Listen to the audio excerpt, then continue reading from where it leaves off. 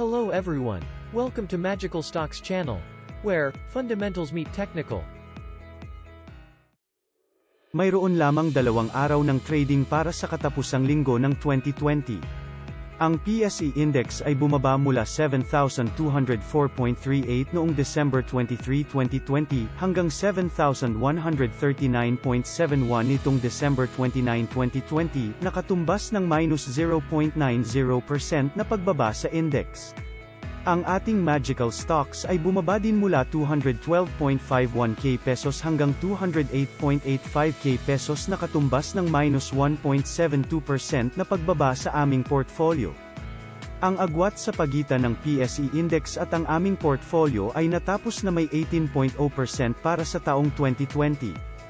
Para sa video sa linggong ito, i-update natin ang status ng ating November Experimental Magical Stocks at ang performance ng 2-day stocks trading ng December Experimental Magical Stocks. Bago tayo magpatuloy sa ating update at kung interesado kang mag-invest gamit ang aming magical stocks o nais lamang na i-check ang pagiging epektibo ng aming sistema, mangyaring i-like ang channel na ito, mag-subscribe at pindutin ang notification button upang mapanatili kang updated kada linggo.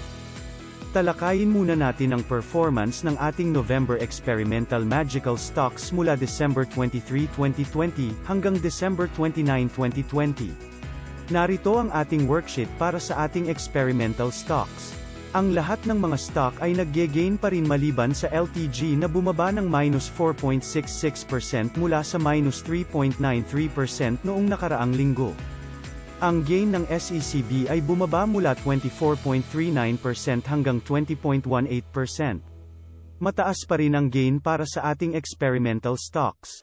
Sa pangkalahatan, ang mga November Magical Stocks ay nakakakuha pa rin ng 4.83% na gain. Kung titignan natin ang trend, ang mga stocks ay nagmula sa isang 5.80% na gain noong nakaraang linggo at bumaba ng halos 1.0% hanggang 4.83%.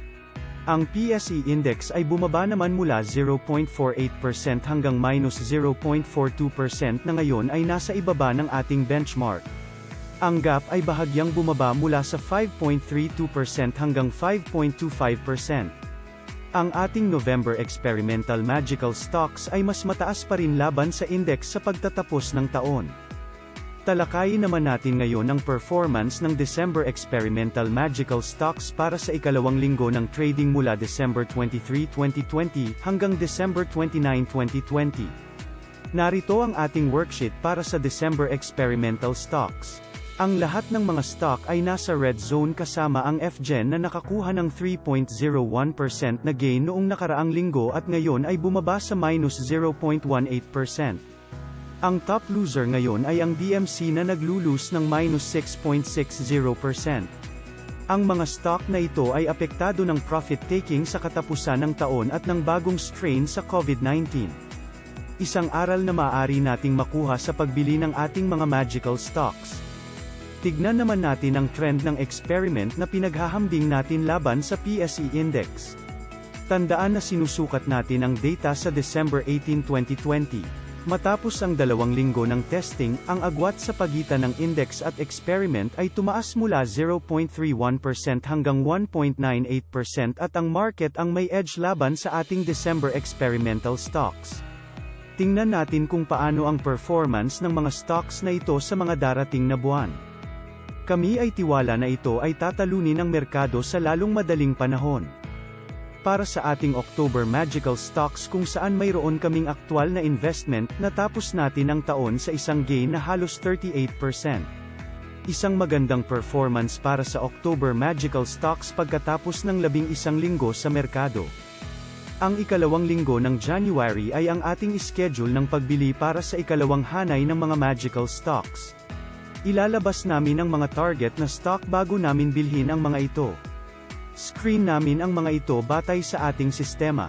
Yan lang po para sa update ng ating mga magical stocks para sa linggong ito. Maraming salamat sa panunood.